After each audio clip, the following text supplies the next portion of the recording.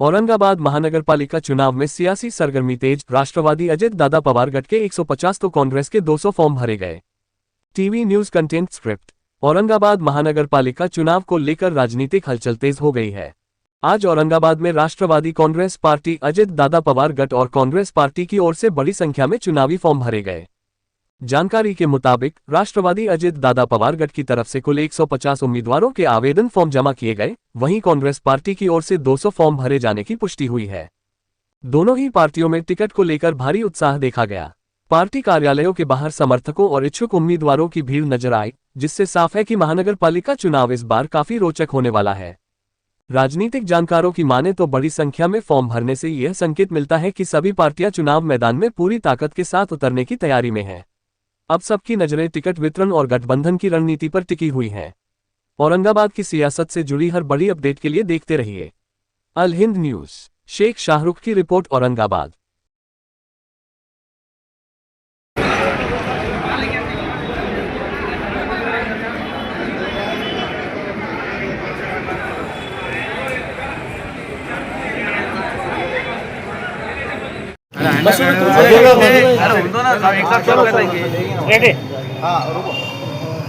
आमिर में आज से जो है कांग्रेस के गांधी भवन में इंटरव्यू शुरू हुए हैं इच्छुकों के। यहाँ पर जो है युवाओं की भीड़ है ना ज़्यादा दिखाई दे रही है। क्या लगता है आपको, क्या युवाओं को प्राधान्य देने वाली है कांग्रेस?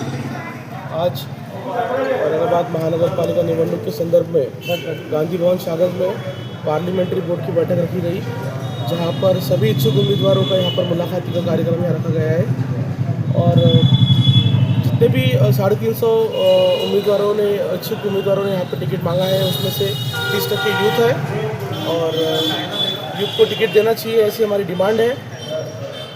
ऑलरेडी हमारे आजी और माजी पदाधिकारी जैसे नीलेश अम्बेवाड़ीकर जी है, मसूद सोहेल खान जी है, इमरान पठान है और ऐसे कई यूथ कांग्रेस के कार्यकर्ता जो सक्षम हैं, जो चुन के आ सकते हैं। उनके साथ पार्टी शिवराज मौर्य जी, हर्षवर्धन सपकाट जी, उन्होंने भी कहा है कि यूथ को ज़्यादा से ज़्यादा संधि देनी है। और मैं यहाँ पे एक यूथ कांग्रेस का पदाधिकारी होने के नाते हमारे वरिष्ठ से अपील करता हूँ कि सभी यूथ को टिकट दिया जाए, जो सक्षम है, जो चुन के आ सकते हैं, जो पार्टी में 10-10, 15-15 साल से काम कर रहे हैं। मैं जब से यूथ कांग्रेस में काम करता हूँ, जब से मैं नीलेश भाई को, मसूद भाई को यहाँ पर काम करते देख रहा हूँ। वैसे हमारे माजी यूथ कांग्रेस के अध्यक्ष लियाकत पठान, उनके लड़के भी टिकट मांग रहे हैं, सुफियान पठान, जो अभी विधानसभा के अध्यक्ष हैं। तो ऐसे सभी यूथ कांग्रेस के नेताओं को हमारे जो मैं नेता इसलिए कह रहा हूँ कि ये पार्टी के इस टाइम पर वो संघर्ष के साथ पार्टी को मजबूत करने के लिए खड़े हैं, ऐसे मैं अपील करता हूँ। पर ऐसा देखा जाता है टिकट वाटप के टाइम कि पीछे से कोई आता है और उसे टिकट मिल जाता है। नहीं, जितने भी यूथ कांग्रेस के इच्छुक उम्मीदवार हैं, मैं सिर्फ यूथ की बात करूँगा, उनके लिए हम सब भाई लोग खंभीरपने से उभे हैं और हम सब उनके लिए ताकत के साथ खड़े रहने वाले हैं। और इस बार जितने भी यूथ कांग्रेस के लोग टिकट मांग रहे हैं, यूथ टिकट मांग रहे हैं, उनके लिए हम सब ताकत से खड़े रहेंगे। नहीं मिला तो क्या करेंगे, बहिष्कार करेंगे? नहीं, बिल्कुल टिकट मिलेगा, ऐसा निराश होने की बात नहीं है। आप बोलना नहीं मिलेगा। आमिर में ऐसा होता है कि तैयारी करते हैं कार्यकर्ता 5 साल तक के करते हैं जद्दोजहद, और अचानक जो है महाविकास आघाड़ी और यूपी आघाड़ी हो जाती है, उसमें जो है इनका जो टिकट है किसी और को चल जाता है। आज तो औरंगाबाद शहर में कांग्रेस पार्टी पूरे प्रभाग पे तैयारी कर रही है। सभी प्रभाग के लिए इंटरव्यू हो रहे हैं।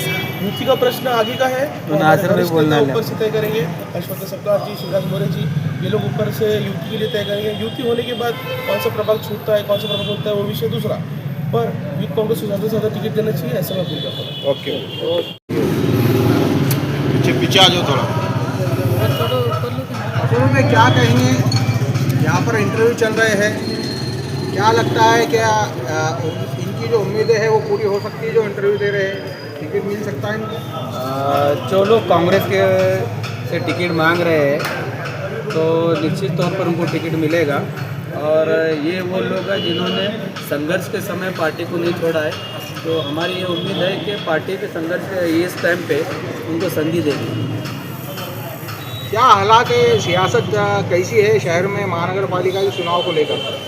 महानगर पालिका के चुनाव के जो चल रहा है, इसमें आप देख सकते हैं 10 साल पहले जो जनता ने जिनको वो दिया था, मैंडेट दिया था, आपने देखा कि वो लोग जनता उनसे निराश हो गई है। उन्होंने लोगों का प्रतिनिधि छोड़ के उन्होंने शासन का नेतृत्व किया है। इन्होंने घर बता के घर तोड़े गए हैं। तो पानी की समस्या है, लाइट की समस्या है। आप देखिए कि प्रभाग जो जिस तरीके से टूटा है, जिसके अंदर मुस्लिम वार्ड जो है तो 50,000, 51,000, 48,000 के प्रभाग बने हैं।